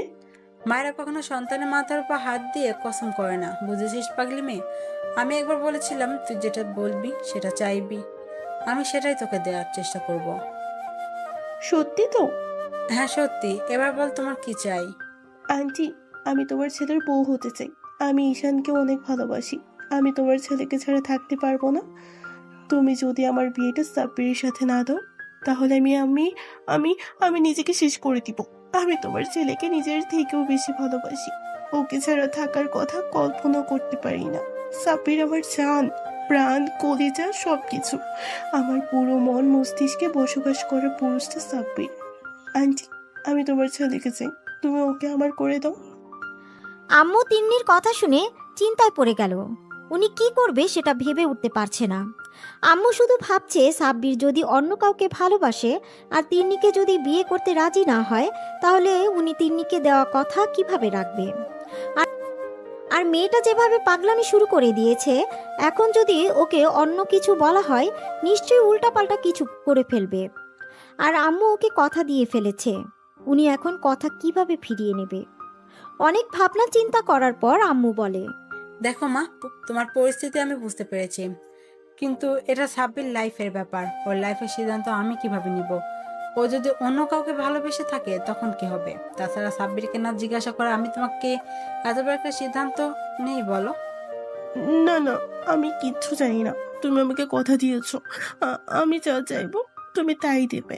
আমার এখন তোমার ছেলেকে চাই মানে চাই, আর বিয়েটা আমি কালকেই করতে চাই। আর যদি না হয়, আমি নিজেকে শেষ করে দিব। তিন্নির এরকম কথা শুনে আম্মু নিজের মন মস্তিষ্কের সাথে লড়াই করতে না পেরে তিন্নিকে কথা দিয়ে দেয় সাব্বিরের সাথেই ওর বিয়েটা দিবে, আর সেটা কালকেই। তিন্নি প্রচণ্ড পরিমাণে খুশি হয়, কারণ সবটা ওর প্ল্যান অনুযায়ী হয়েছে। তারপর সন্ধ্যাবেলায় যখন সাব্বির বাসায় ফিরে, তখন আম্মু ড্রয়িং রুমে বসেছিল। সাব্বির রুমে যেতে গেলে আম্মু ওকে সাব্বির শোন, তোর সাথে কথা আছে। জি আম্মু, বলো কি বলবে? তুই কি কাউকে ভালোবাসিস? মানে তোর কি কোনো পছন্দের মানুষ আছে? হঠাৎ এই প্রশ্ন কেন আম্মু? প্রশ্ন বদল প্রশ্ন চাইনি আমি, উত্তর চেয়েছি, উত্তরটা দাও। না আম্মু, আমি কাউকে ভালোবাসি না, আমার কোনো মনের মানুষ নেই। জন্মের পর থেকে আমি তোর কাছে কখনো কিছু চাইনি। আজকে যদি তোর কাছে কিছু চাই বা তোর জীবনের সবচেয়ে বড় সিদ্ধান্তটা যদি আমি নেই, তাহলে তুই কি সেটা মেনে নিবি? আম্মু, তুমি আমাকে পৃথিবীর আলো দেখিয়েছো, তোমার অধিকার আছে আমার সমস্ত বিষয়ে সিদ্ধান্ত নেওয়া। তুমি আর আব্বু ছাড়া আমার কে আছে বলো? তোমরা তো আমার পুরো পৃথিবী। তোমাদের জন্য কিছু করতে পারলে আমি নিজেকে ধন্য মনে করব। আম্মু, শুধু একবার বলো আমাকে কি করতে হবে বা তুমি কি চাও। তুমি যা বলবে আমি তাই শুনবো। আমি কথা দিলাম, তুমি যা বলবে আমি তাই শুনবো। এভাবে না, তুই আমার মাথায় হাত দিয়ে বল, আমি যা চাইবো তাই দিবি। কিরে, তুই চুপ করে আসিস কেন? বল, আমি যা চাইবো তাই দিবি। আমি চাই তোর সাথে তিন্নির বিয়ে দিতে। আমি আগামীকালকেই তোদের বিয়ে ব্যবস্থা করেছি। সাব্বিরের আম্মুর মুখে এরকম কথা শুনে যেন আকাশ থেকে পড়ল। ও নিজের কানকে বিশ্বাস করতে পারছে না। আম্মু নাকি তিন্নির সাথে ওর বিয়ে ঠিক করেছে। আম্মুর কথাটা শুনে সাব্বিরের বুকটা ধপ করে ওঠে, কারণ সাব্বিরের এই কয়দিনে খুব ভালোভাবেই বুঝতে পেরেছে ও মারিয়াকে প্রচণ্ড পরিমাণে ভালোবাসে, আর ওকে ছেড়ে থাকার কথা কল্পনাও করতে পারে না সাব্বির। দমটা বন্ধ হয়ে আসে, আর সেখানে অন্য কাউকে বিয়ে করার কথা ভাবলেও সাব্বিরের কষ্টে বুকটা ফেটে যাচ্ছে। সাব্বির এখন কি করবে? আম্মু ওর মাথায় হাত দিয়ে ওয়াদা করিয়েছে, আম্মু যা বলবে তাই শুনবে। সাব্বির কি বলবে কি করবে কিছুই বুঝতে পারছে না। তারপর ও নিজেকে স্বাভাবিক করে নিয়ে বলে, আম্মু, তুমি কি বলছো? তুমি জানো তিন্নিকে আমি বোনের নজরে দেখি, কখনো ওকে নিয়ে অন্য কিছু ভাবিনি। আমি ওকে সব সময় ছোট বোনের নজরে দেখি, আর আমার মাঝে তেমন কোনো সম্পর্ক নেই। তাহলে কেন তুমি ওর সাথে আমাকে বিয়ে দিতে চাইছো? আমি কোনো প্রশ্ন উত্তর দিতে চাইছি না, আমি শুধু আমার প্রশ্ন উত্তর চাইছি। তুই আমার কথাটা রাখবি নাকি আমার মরামুখ দেখবি? যে মানুষটা জন্ম দিয়েছে, ছোটবেলা থেকে ওকে লালন পালন করে মানুষ করেছে, সেই মানুষটা ওকে এতগুলো বছর আগলে রেখেছে, যে মানুষগুলো ওকে এত ভালোবাসা দিয়ে আজকে এই মানুষের মুখে মরার কথা শুনে সাব্বিরের বুকের ভেতরটা ঢক করে ওঠে। সাব্বির ওর আম্মুর মুখের দিকে তাকিয়ে আর কিছু না ভেবেই বলল, আম্মু, আমি বিয়েতে রাজি। আম্মু, তুমি বিয়ের ব্যবস্থা করো। কথাগুলো বলে সাব্বিরের আম্মুকে আর কোনো কিছু বলার সুযোগ না দিয়ে সোজা নিজের রুমে চলে গেল।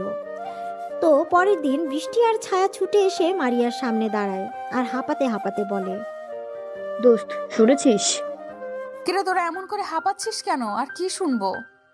তুই জানিস আজকে সাব্বিরের বিয়ে, তাও আবার একটু পরেই। কি বলছিস এগুলো? আমরা সত্যি বলছি, একটু পর ওর কাজিনের সাথে সাব্বিরের বিয়ে। না না, এ হতে পারে না। কি কি বলছিস কি এইসব? তোদের মাথা ঠিক আছে?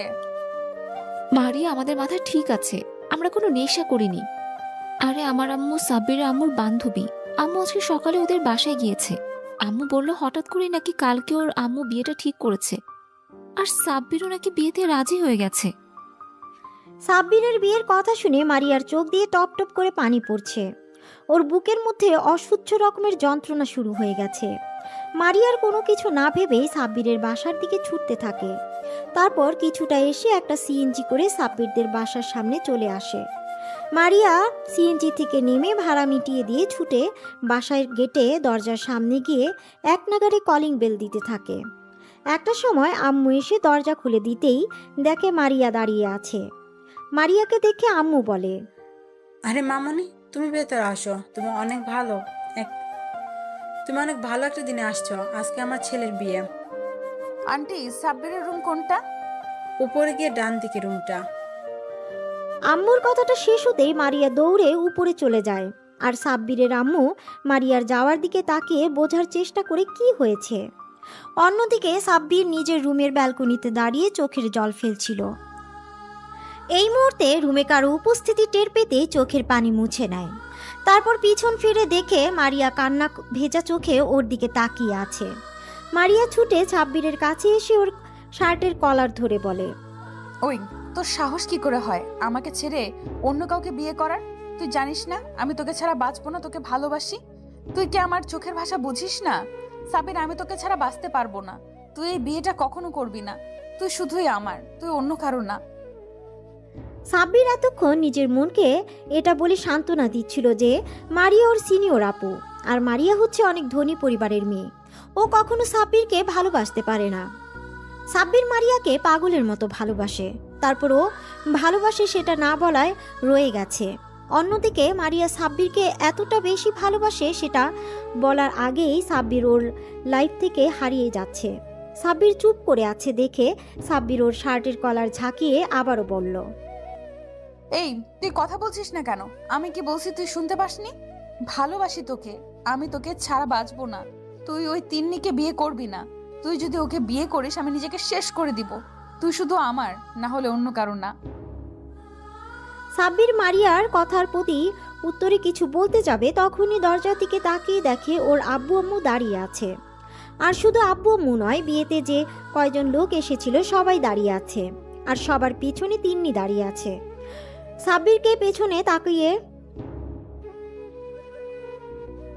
সাব্বিরকে পেছনে তাকাতে দেখে মারিয়া ওকে ছেড়ে দিয়ে নিজেও পেছনে তাকিয়ে দেখে বাসার সবাই দাঁড়িয়ে আছে। মারিয়া এবার আম্মুকে দেখে দৌড়ে আম্মুর কাছে গিয়ে হুট করে আম্মুর পায়ের কাছে বসে পড়ে, তারপর পা দুটো জড়িয়ে ধরে কান্না করে দিয়ে বলে, আন্টি আমি সাব্বিরকে অনেক ভালোবাসি। প্লিজ আন্টি, তুমি ওর বিয়েটা অন্য কোথাও দিও না। তুমি তো আমাকে কথা দিয়েছিলে আমার কখনো কোনো কিছু প্রয়োজন হলে যেন তোমাকে বলি। আজকে আমি তোমার ছেলেকে চাইছি। আমি সাব্বিরকে অনেক ভালোবাসি আন্টি, আমি ওকে ছাড়া বাঁচবো না। তুমি বিয়েটা ভেঙে দাও প্লিজ আন্টি। ওর বিয়ে অন্য কোথাও হয়ে গেলে আমি নিজেকে শেষ করে দিব। আমি ওকে ছাড়া থাকার কথা চিন্তাও করতে পারি না, কল্পনাও করতে পারি না। আম্মু এতক্ষণ একটা ঘোরের মধ্যে ছিল, তাই মারিয়া এভাবে পায়ে পড়ে কান্নাকাটি করাতে আম্মু ঘাবড়ে গিয়ে পিছিয়ে যায়, তারপর মারিয়াকে উঠিয়ে নেয়। আম্মু বুঝতে পারছে না এখন কি করবে। এদিকে তিন্নি সাব্বিরকে না পেলে মরে যাবে, আর এদিকে মারিয়া যদি সাব্বিরকে না পায় ও মরে যাবে। আম্মু এমন একটা পরিস্থিতির মধ্যে পড়ে গেছে যেখানে উনি যেদিকে যাবে তার উল্টো দিকে সমস্যাটা বাড়বে। মারিয়া আম্মুকে ছেড়ে আব্বুর পায়ে পড়তে গেলে ওনার আব্বু মারিয়াকে আটকে দেয়। মারিয়া আবার সাব্বিরের কাছে যায়, তারপর ওর পায়ের কাছে বসে বলতে থাকে, সাব্বির তুমি শুধু আমার, তুমি অন্য কাউকে ভালোবাসতে পারো না। তুমি শুধু আমাকে ভালোবাসবে। তুমি এই বিয়ে কিছুতেই করতে পারো না। তুমি আমাকে ছাড়া অন্য কাউকে বিয়ে করবে না, বলে দাও। আমি তোমাকে ভালোবাসি, তোমাকে ছাড়া বাঁচবো না। আর তুমিও আমাকে ভালোবাসো, সেটা আমি জানি। দেখো মামুনি, তুমি কান্না বন্ধ করো। আমি তোমাকে কথা দিয়েছিলাম, তুমি আমার সাথে কখনো কিছু চাইলে আমি তোমাকে দেওয়ার চেষ্টা করব। তিন্নি এতক্ষণ চুপ ছিল, হঠাৎ আম্মুর মুখে এরকম কথা শুনে ও চিৎকার দিয়ে বলে, এই মেয়ে, তোমার এত বড় সাহস! তুমি আমার সাব্বিরকে আমার থেকে কেড়ে নিতে চাইছো? তোকে তো আমি। কথাটা বলে তিন্নি মারিয়াকে আম্মুর কাছ থেকে ছাড়িয়ে নিয়ে যখনই থাপ্পড় মারতে যাবে তখনই কেউ একজন তিন্নির হাত ধরে ফেলে। তিন্নি হাতের দিকে তাকাতে অবাক হয়ে যায়, কারণ তিন্নির হাত আর কেউ নয়, সাব্বির ধরেছে। সাব্বির তিন্নির হাতটা এক ঝটকা দিয়ে সরিয়ে দেয়। তিন্নি টাল সামলাতে না পেরে 2 কদম পিছিয়ে যায়। আর ঠিক সেই মুহূর্তেই মারিয়ার বান্ধবীগুলো সব ওদের বাসায় আসে। ওদের সাথে একটা ছেলেও আসে। তখন ছায়া বলে, অনেক হয়েছে তিনি, তোমার নাটক তামাশা। এবার আমি তোমার আসল মুখোশ সবার সামনে খুলে দিব। ছায়ার সাথে থাকা ছেলেটিকে, নিশাত, তোমার কাছে যেটা আছে সেটা সবাইকে দেখাও। নিশা তোর হাতে থাকা মোবাইলটি থেকে একটা ভিডিও অন করে সবার সামনে ধরে, যেখানে স্পষ্ট দেখা যাচ্ছে তিন্নি মারিয়াকে লেকের পানিতে ধাক্কা মেরে ফেলে দিয়েছে। এবার ছায়া বলে, সেদিন লেকের পানিতে মারিয়া পড়ে যায়নি, তিনি ওকে ইচ্ছে করে ফেলে দিয়েছিল যাতে ওর পথের কাঁটা সরে যায়। কারণ ও জানতো মারিয়া সাব্বিরকে পছন্দ করে, তাই তো সব প্ল্যান করে সাজিয়েছি। আসলে এই মেয়ে কখনো সাব্বিরকে ভালোই বাসেনি, এটা ওর একটা জেদ। ওর মতো মেয়ে কখনো কাউকে ভালোবাসতে পারে না। এই ভিডিও দেখে আর ছায়ার এই সমস্ত কথা শুনে সবাই অবাক চাহনিতে তাকিয়ে আছে। ওরা ভাবতেও পারছে না তিন্নি এরকম একটা মেয়ে। আম্মু এমন কিছু দেখে ধক করে বসে পড়েছে। তারপর আব্বুকে আম্মুকে উঠিয়ে নেয়। তখন আম্মু উঠে এসে তিন্নির সামনে দাঁড়িয়ে ওর গালে ঠাস ঠাস করে 2 থাপ্পড় মেরে দিয়ে আর বলে, আর প্রথম থেকেই তোকে খুব সন্দেহ লাগতো, তাই তো আমি তোর সাথে বিয়ে দিতে চাইনি আমার ছেলে। কিন্তু তুই যে এত বাজে একটা মেয়ে সেটা জানতাম না।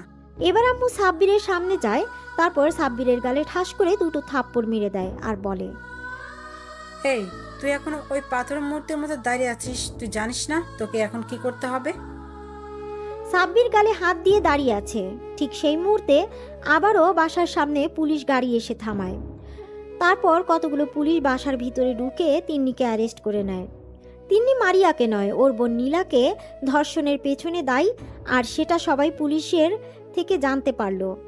এবার আম্মু অবাক হয়ে বলে, তুই কখন পুলিশকে ফোন করলি? সাইড থেকে সাব্বুরের আব্বু বলে, এতক্ষণ তো তোমাদের নাটক তামাশা দেখছিলাম, আমি কিছুই বলিনি। তুমি আমার ছেলেকে তোমার মাথায় হাত দিয়ে কসম করালে, তাও আমি কিছু বলিনি। কিন্তু এখন তুমি আমার ছেলেকে মারলে কেন? পুলিশকে আমি ইনফর্ম করেছি আরো 1 ঘন্টা আগে, কারণ আমি আগে থেকে এই মেয়ের চরিত্র সম্পর্কে জানতাম। শুধু সম্পর্কের খাতিরে কিছু বলতাম না। কিন্তু যখন দেখলাম তুমি এই মেয়ের সাথে আমার ছেলের বিয়ে ঠিক করেছো, তখন আমি বিশ্বাস করতে পারছিলাম না। আমি বারবার ভাবছিলাম তুমি কিভাবে আমার ছেলের জীবনটা নষ্ট করে দিচ্ছ। তুমি একটাবারও আমাকে জানানোর প্রয়োজন মনে করোনি। তুমি এত সব সিদ্ধান্ত একাই নিয়েছো, তাও আমি কিছু বলিনি। কিন্তু এখন তুমি যে আমার ছেলের গায়ে হাত তুললে কেন, এসব আমি পরে দেখে নিব। তার আগে ইন্সপেক্টর ওকে নিয়ে যান। তখন সাব্বির পাথরের মূর্তির মতো চুপ থাকলেও ওর চোখে পানি গড়িয়ে পড়ছে। বুকের মাঝে চেপে রাখা কষ্টটা আর দমিয়ে রাখতে পারেনি। মারিয়া এতক্ষণ অবাকের পর অবাক হচ্ছিল, কিন্তু হঠাৎ সাব্বিরকে কান্না করতে দেখে মারিয়ার বুকের ভিতর ধক করে ওঠে। ও ছুটে সাব্বিরের সামনে গিয়ে দাঁড়ায়। সাথে সাথে সাব্বির ওকে 2 হাতে শক্ত করে বুকের সাথে জড়িয়ে ধরে কান্না করে দেয়। সাব্বির যেন ভুলেই গেছে যে রুমের মধ্যে সবাই আছে। তারপর একটা সময় মারিয়াকে ছাড়িয়ে নিয়ে ওর সারা মুখে পাগলের মতো চুমু খেতে থাকে আর বলতে থাকে, ভালোবাসি ভালোবাসি ভালোবাসি, অনেক ভালোবাসি তোমাকে। ওদের কাণ্ড দেখে আব্বু আম্মু আর মারিয়ার বান্ধবীরা সবাই একসাথে কাশি দেয়। আর বৃষ্টি বলে, আমরা কিন্তু সবাই এখানে আছি। যত ভালোবাসা আছে সব বিয়ের পর দেখিও, আমাদের সামনে দেখাতে হবে না।